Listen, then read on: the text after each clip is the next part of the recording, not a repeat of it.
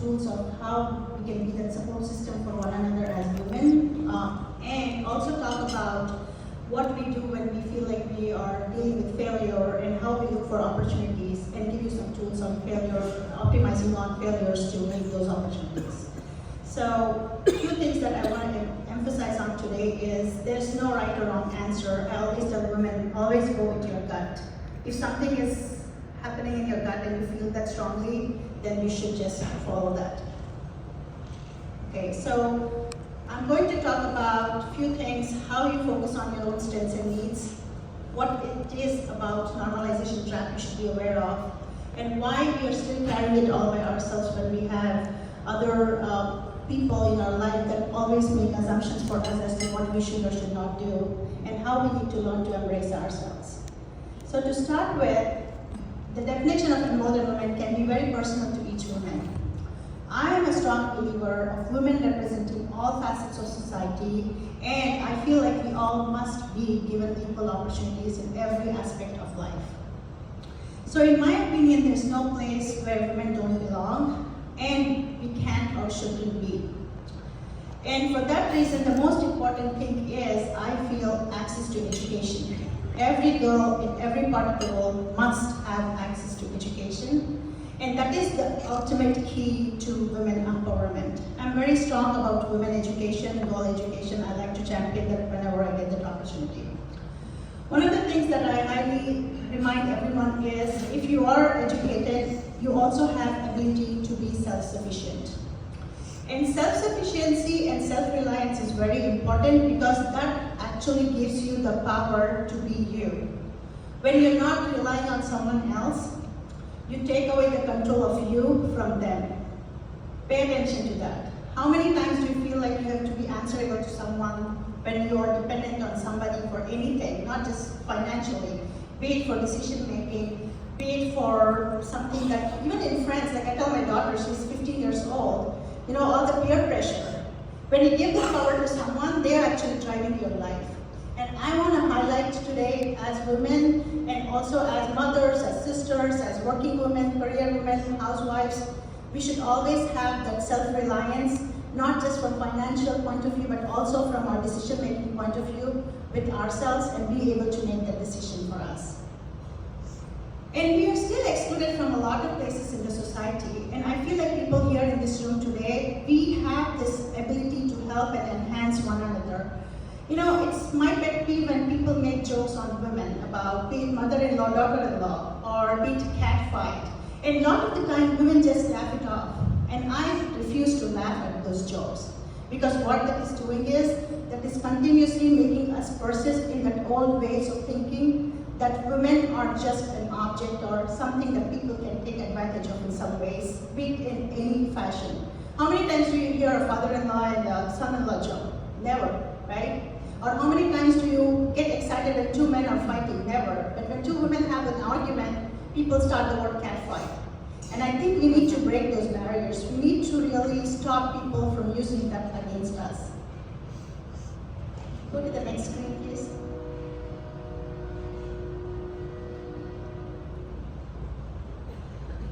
So one thing that we should do is, how do we learn to maximize and optimize the opportunities for how we can become more of the champions to combat the mindset. And to do that, one thing I want to focus on, Misty, can you go to the next screen, please? Focus on strength and needs of ours. We need to embrace our strengths and own them fearlessly. As a woman, do you sometimes feel like you are putting more effort into pleasing others and meeting others' expectations? How many of you feel that way? And you're not alone in this, right? Many women, thousands of women are always dealing with this every part of the world. And I want to remind you, it's time for us to think on two things. One is there anything greater and more meaningful than myself? And secondly, am I becoming a slave to someone else's perception or mindset? Answers to these questions will help you focus on, number one, your needs, and number two, your strengths.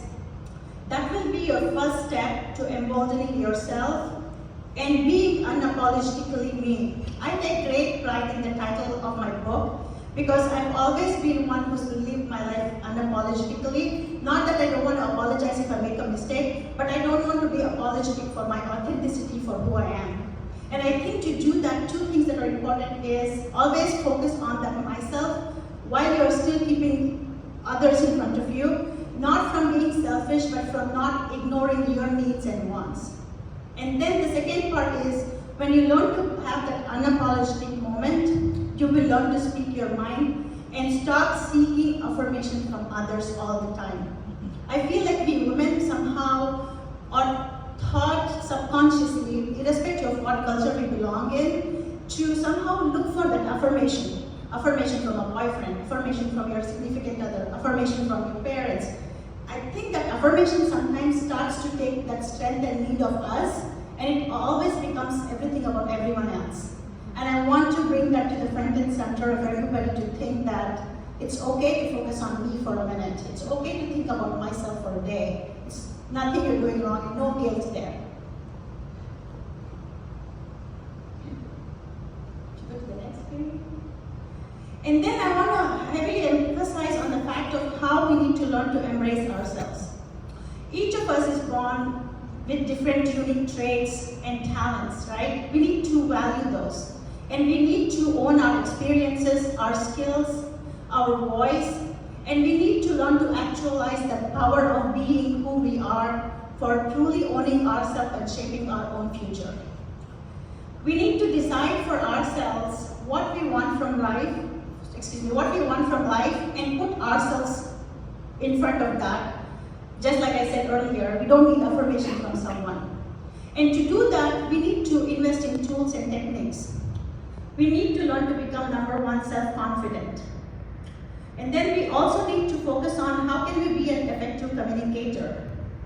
And how are we really raising our voices to fight those barriers that are really stopping us from being who we are or who we should be? And I think the other thing is we all need to teach and focus on how we build these rules of engagement. It's very important for us. It doesn't matter if you're a working woman, if you're a housewife, if you're a student. The rules of engagement for you to follow your dreams, your ambitions, your needs, your rights.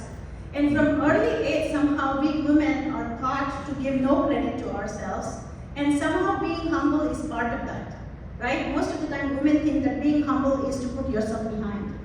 And I want to remind you all, that's not needed.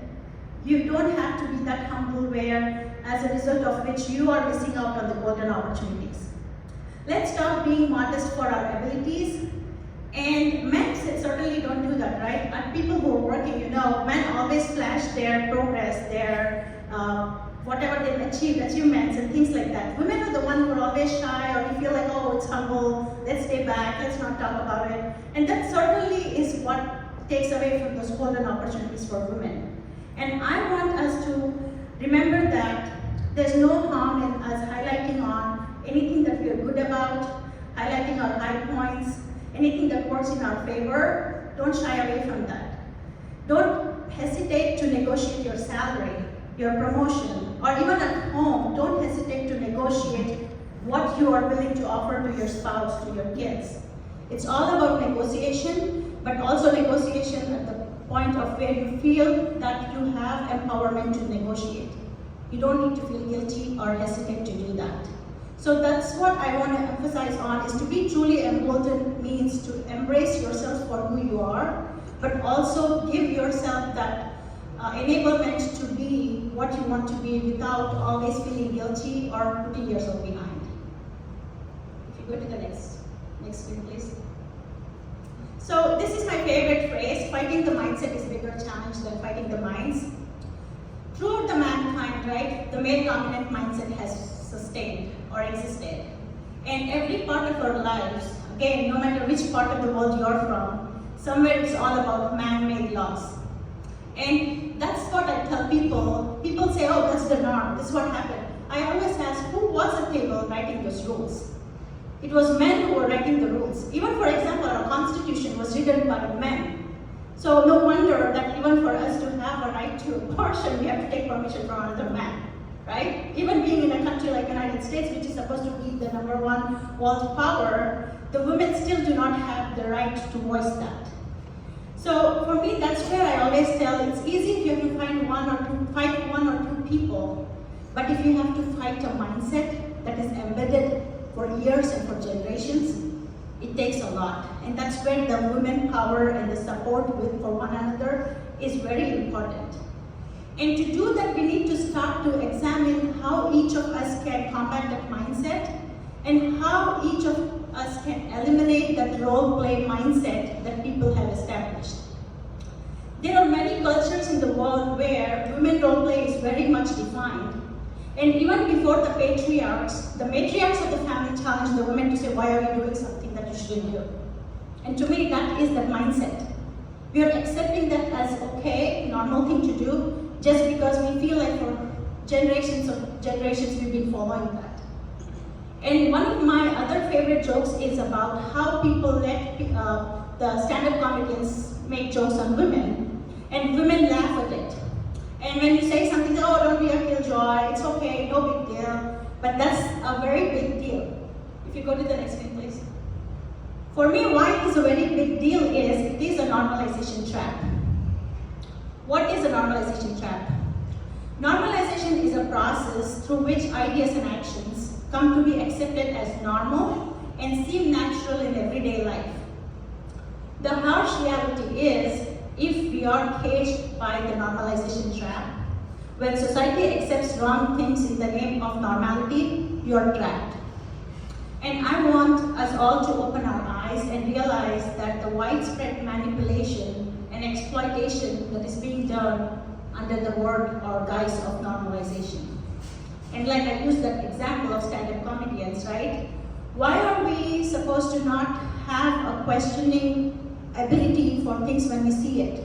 If you don't question and talk about it, then you're continuously letting them continue and persist with that behavior, like making jokes on women, making women as substance of sex objects, or whatever it is, right? Things like that. I think when you see it, it doesn't matter. You don't have to be a celebrity. You don't have to be a politician. I feel like each of us can question that. And questioning doesn't mean you always have to go out and march on it, right? You can even politely tell them that I'm not happy with this joke. I don't like this joke. It's okay. I think the more women start doing that, the more people realize that, yeah, this is a sensitive thing, you should avoid doing it. So take a moment and think about in last week or month when you were caught in that normalization trap. What did you do about it? I just want to leave you with that thought in mind as we're talking. And when we start questioning every little thing, we should think about, is something putting women in a place of compromise? Is it leading to acceptance of some kind of an unequal treatment of women? Or is it leading to some kind of a misuse of women talent? At every level of society, we need to ask that question. And if the more we ask that, I think the more we will enable our future generation to think differently and not be entrapped in the normalization trap like we are today. And I always tell, I have a son and a daughter.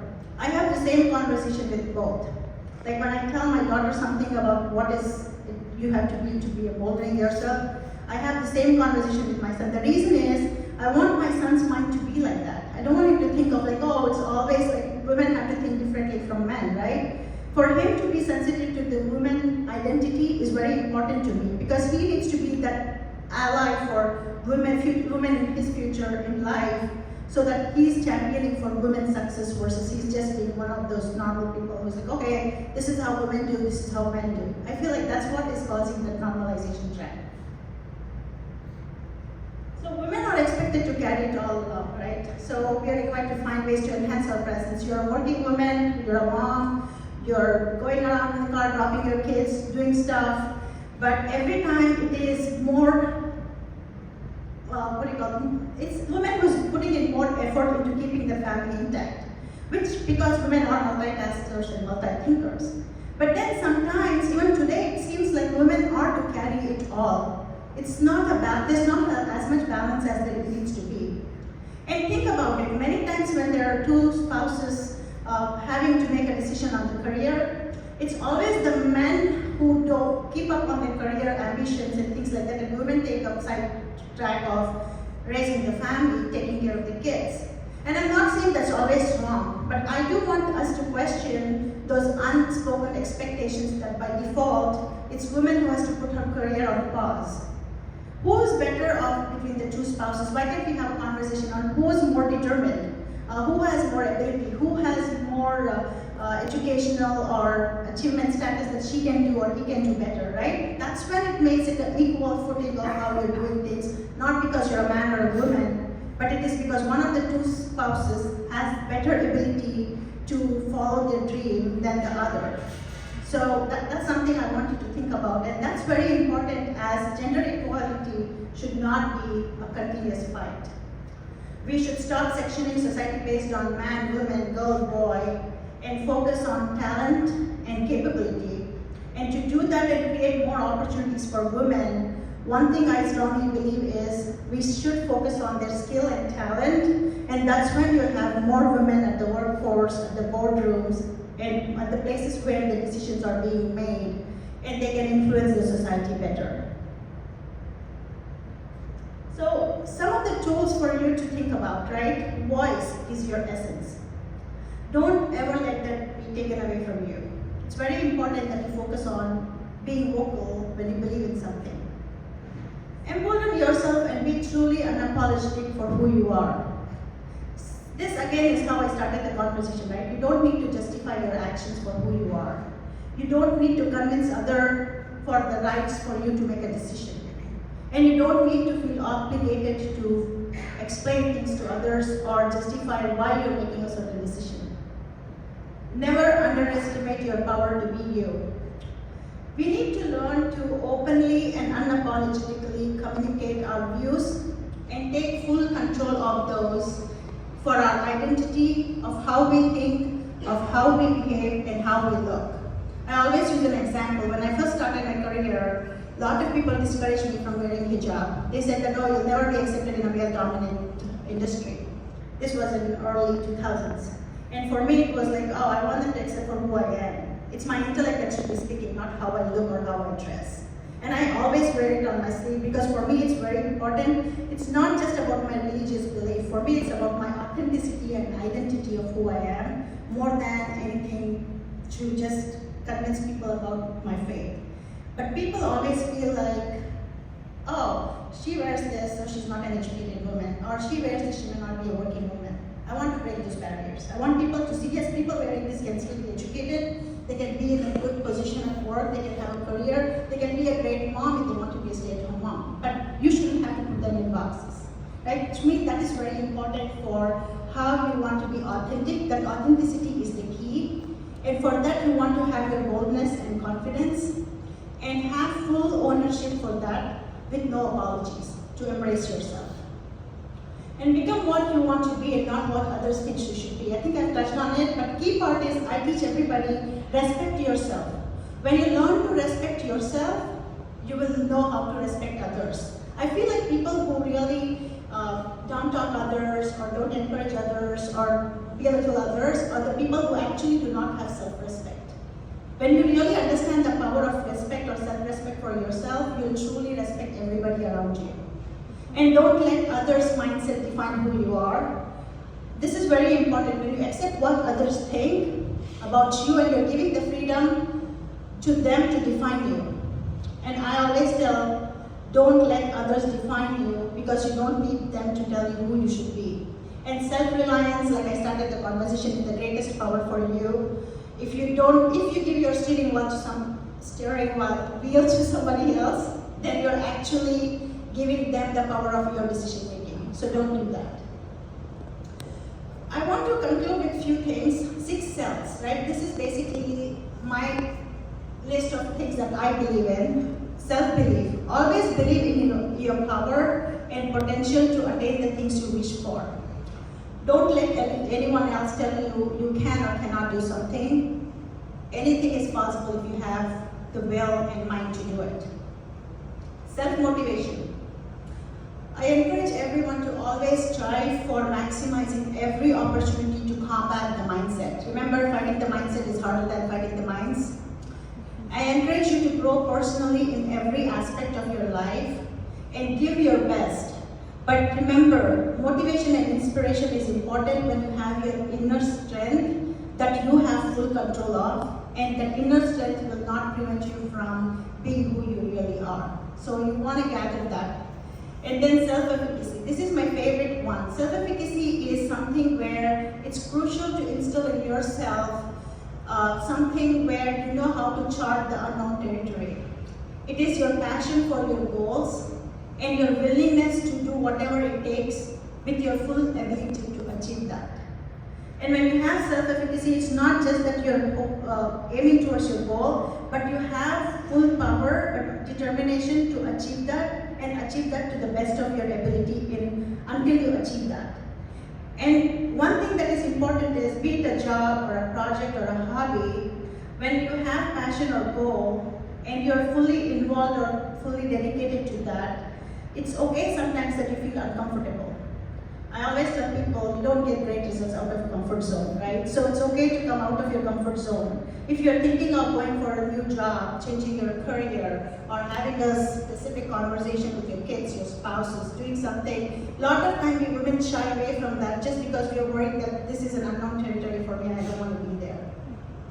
Today I want to motivate and encourage you all to think about me, myself, and have the conversation that is stopping you from having it.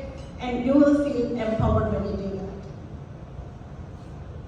And then self-appreciation, I always tell people, learn to appreciate yourself. When my son was a little baby, I used to take time off from home for 6 to 8 hours every Sunday, every other week, and just go to a spa, go to Starbucks, read a book, go hang out with my girlfriends. But that was my negotiation with my husband. I'm giving 100% every day. I'm doing more than you do for my son to raise him, but I need me time. And I didn't feel guilty about it. And there were a lot of my girlfriends who used to tell me, wow, how do you do that? Poor baby, you're leaving him alone. I'm not leaving him alone, I'm leaving him with his dad. And it's okay for me to do that, right? But the problem is, all of these women have been subconsciously taught that the moment you move away from home, leaving your little babies at home, you're a bad mother. Why? What is the father's role in this, right? So for me, that is an example I want to leave you with on self-appreciation. Treat yourself for every little thing and every big thing. Learn to celebrate your own achievements. We wait and wait and wait and never celebrate ourselves, right? Because we think something big should happen to celebrate. But I encourage you all, every little thing counts. Even raising your kids every year as they grow up, you should feel happy and you should celebrate that for yourself, not for them. Not their birthdays. You're bringing them up should be celebrated too. And then self-awareness. This one is one of my favorites, right? This allows you to gain insight into how you feel and how it impacts others. When you have self-awareness, you're not only good to yourself, but you're good to others. Learn to pay attention to your own subconscious biases and don't let them come in your way. I always say, like when I moved here from India 25 years ago, Indian people always have this thing about our culture is elite.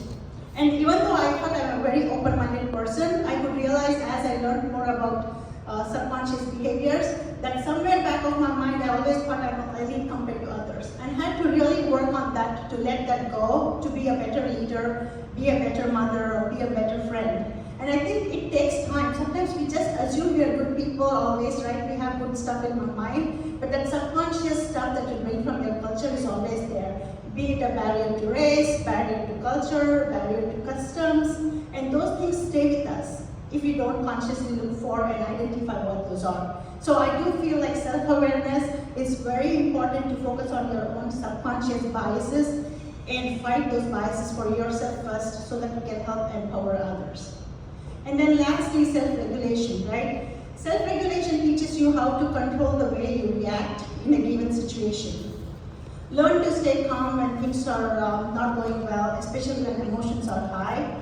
It works best when you're managing your emotion and your emotional intelligence, being able to understand the situation and respond to that. And then last two things I want to leave with is failures and opportunities. Failure is part and parcel of the life. We need to learn to manage and optimize on our failures. And to do that, what we need to do is be able to recognize a failure and learn from a failure. A lot of times, I I tell people it's not bad to fail. What is bad is when you don't learn from that failure. And sometimes I feel that's what has happened. Society has failed at empowering women. And we here in this room today need to take that baton in our hand and want to help one another, be that support system. That way we've learned from that failure and now we can optimize on the opportunity that it needs to be. Instead of talking about failure, we should really understand why it's happening and how we can take that corrective action to move forward. If you go to the next one, please. Like, one thing I tell people when we talk about failure, at the same time, how do I recognize the opportunities? Ask these questions. Were my expectations logical and reasonable? Was my motivation in place, or was it a reflection of someone else's interest or perception? A lot of times I feel like women do things because you're subconsciously believing in what somebody else is saying. Most of the times it's your significant other. And you're letting them drive. And when you fail, you're thinking that you who's failing. In reality, it's because you've really not thought through your decision of what you're doing, because you're basing that on perception or somebody else's judgment, and that's what is causing you to do things that may not be making you successful. So next time you feel that, look at that. And think about, do I have all the important tools and resources? Do I need a mentor? Should I go talk to another person who's in the same space or something that they're doing? What were the circumstances that were out of my control? Was there something I could have changed? Did I correctly position myself to get this opportunity? Or did I have the right intention to begin with? Or was it some of the things that I could have done differently? But most of the time, especially for women, when you're trying to do something and you feel like you're constantly failing on it, I ask number one question is it that you wanted to do this to begin with? Or it was somebody else's idea that influenced you to want to do that? Especially if it is someone in your family, someone, your significant other, or even at work, sometimes your boss's idea or your peer's idea. You'll only succeed at something that is authentically you. And when you're trying to force fit something that is not you is when most of the times you end up failing.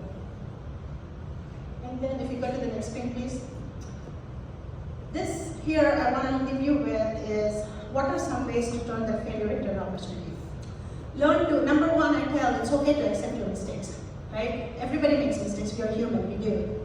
But when you acknowledge and move on, it's okay for things to not go as planned. Making mistakes is not a problem, but not taking an opportunity to learning from them for certainly is. And then we must be extra careful in how we speak to ourselves. Again, remember, embracing ourselves, the self-love, the self-appreciation. I feel like that's very important too in our failures and our opportunities. Half of the time women fail because we're constantly living somebody else's life.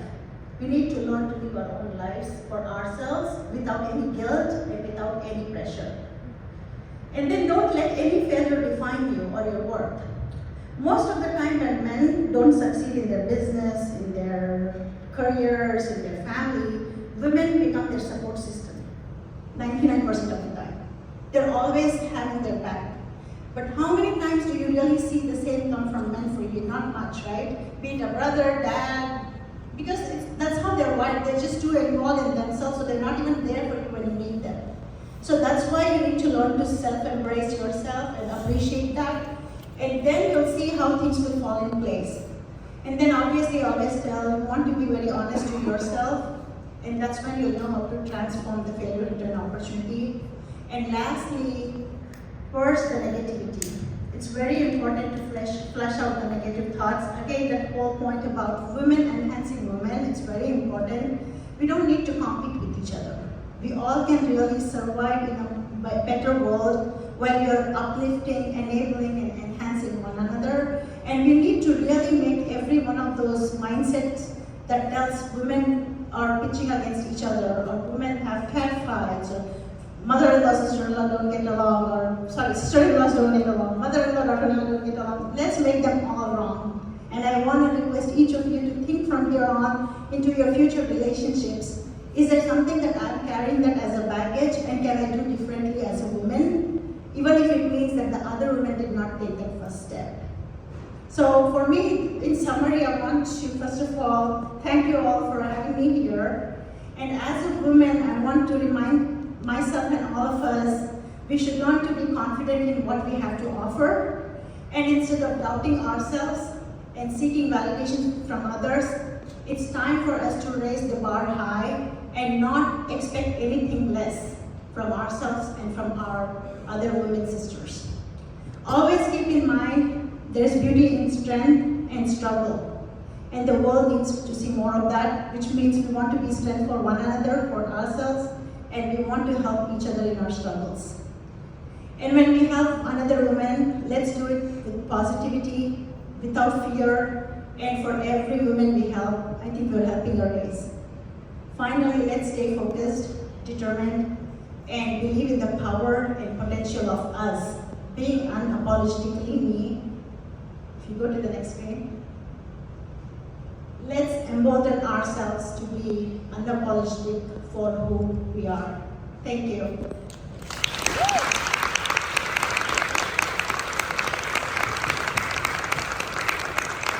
All right, thank you so much. Rakshan, she has her book over here and is selling